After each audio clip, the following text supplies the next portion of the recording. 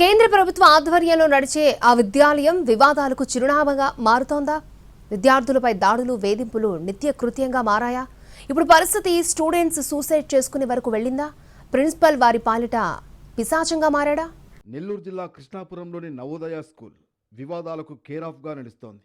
ఇక్కడ పనిచేసే ఉపాధ్యాయులపై పెద్ద ఎత్తున ఆరోపణలు వస్తున్నాయి. విద్యార్థుల పట్ల దురుసుగా ప్రవర్తిస్తున్నారని, గదిలో నిర్బంధించి చిత్రహింసలు పెడుతున్నట్లు తెలుస్తోంది. అమ్మాయిలను కూడా చూడకుండా అమానవీయంగా ప్రవర్తిస్తున్నట్లు అభియోగాలున్నాయి. 10వ తరగతి విద్యార్థినులు టీషర్ట్స్ వేసుకున్న డబుల్ మీనింగ్తో మాట్లాడేవారని సమాచారం. తనకు నమస్కారం చేయలేదని ప్రిన్సిపల్ 6వ తరగతి స్టూడెంట్ తల పగలగొట్టడం అప్పట్లో సంచలనం రేపింది. బాత్రూంలో నిర్బంధించి బాలుడిని చిత్రహింసలు పెట్టారు. తీవ్రంగా గాయపడ్డ విద్యార్థిని దగ్గరలోని ప్రభుత్వ ఆసుపత్రికి తీసుకువెళ్లి వైద్యం అందించారు. ఈ ఘటనపై ప్రిన్సిపల్ పేతనస్వామిపై ఉన్నతాధికారులు చర్యలు తీసుకున్నారు. ఈ ఘటన మరువకముందే 10వ తరగతి విద్యార్థిని ప్రణీత ఉరేసుకుని ఆత్మహత్య చేసుకోవడం పెద్ద దుమారం రేపింది. ప్రణీత మెట్ల వద్ద ఉండే కమ్ములకు ఉరేసుకుని ప్రాణాలు తీసుకుంది. ఆడపిల్లలతో మహిళా టీచర్లు నీచంగా మాట్లాడేవారని విద్యార్థుల తల్లిదండ్రులు ఆగ్రహం వ్యక్తం చేస్తున్నారు.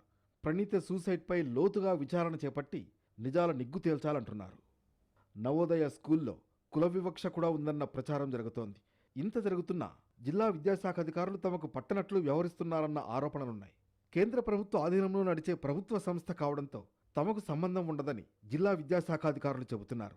నవోదయలో వెలుగులోకి వస్తున్న వరుస వివాదాలపై జిల్లా కలెక్టర్ ప్రత్యేక దృష్టి పెట్టాలని తల్లిదండ్రులు కోరుతున్నారు.